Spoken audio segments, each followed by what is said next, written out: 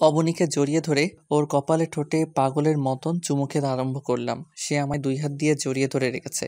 যেই মেয়ের উপরে জোর খাটাচ্ছি আমি, সেই মেয়েই আমায় জড়িয়ে ধরে রেখেছে। জিনিসটা কেমন যেন অদ্ভুত লাগছে। অবনী, তুমি ঠিক আছো তো? একটু আগে তো জড়িয়ে ধরতে সময় বাধা দিলে, কিন্তু এখন তোমায় চুমু খাচ্ছি, তাও কিছু বলছো না যে? সেটা অন্য কারণে দিয়েছি, কিন্তু এখন আর দিব না। আপনার যত ইচ্ছে হয় আপনি আমায় চুমু খান, আমি কিছু বলবো না। অদ্ভুত লাগছিল এতটা সময়, কিন্তু এখন যেন বড়সড় একটা শক খেলাম। মেয়েটা আমায় নিচ থেকে চুমু খেতে বলছে। এ তো মেঘনা চাইতেই বৃষ্টি।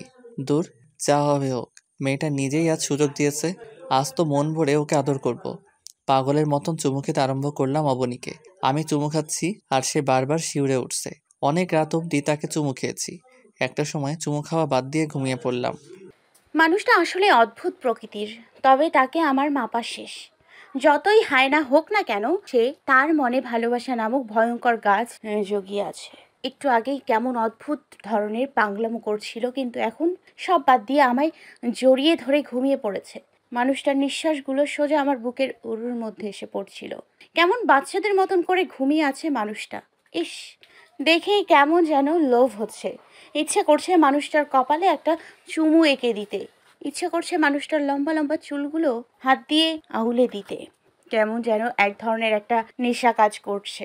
মানুষটাকে নিয়ে ভাবতে ভাবতেই গভীর রাত হয়ে গেল। হঠাৎই মনে পড়লো মানুষটার পেট থেকে রক্ত পড়ছিল। আল্লাহ, এতটা মন ভোলা কি করে হলাম আমি! তাড়াতাড়ি করে মানুষটার পেট থেকে কাপড় সরিয়ে ফেললাম। এখনো রক্ত চুয়ে চুয়ে পড়ছে।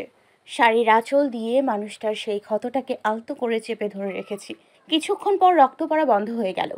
কেমন যেন টেনশন মুক্ত লাগছে নিজেকে।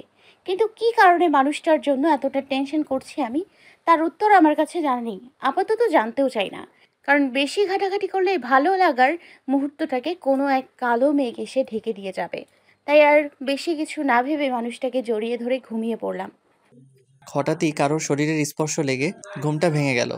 চোখ মেলে তাকানোর চেষ্টা করলাম, কিন্তু চোখ মেলতে পারছি না। চোখ জোড়া আগুনের মতো গরম হয়ে আছে। মাথাটাও প্রচণ্ড ধরেছে। আমি শিওর আমার জ্বর আসতে চলেছে। চুপচাপ সেভাবেই ঘুমিয়ে পড়লাম। হঠাৎ মুখের মধ্যে পানি ছিটা পড়ায় ঘুমটা ভেঙে গেল। চোখ মেলে তাকিয়ে দেখি অবনী আমার মাথায় জলপট্টি দিচ্ছে। বুঝতে বাকি রইল না যে আমার জ্বর এসেছে। কিন্তু অবনীর এই রূপ আচরণ দেখে খুবই অবাক হলাম। অবনী, তুমি ঘুমাওনি? আপনার শরীরে কি ভয়ঙ্কর রকমের জ্বর! আপনাকে এভাবে ফেলে রেখে আমি ঘুমাবো, সেটা ভাবলেন কি করে? অবনীর কথা শুনে শরীরটা কাঁপা দিয়ে উঠল। এটাই কি সেই অবনী যাকে আমি জোর করে তুলে এনেছিলাম? এই যে কিছু বলছেন না যে? আরে পাগলি, এত টেনশন করছো কেন? জানি না কেন এত টেনশন করছি, তবে আমার খুব টেনশন হচ্ছে।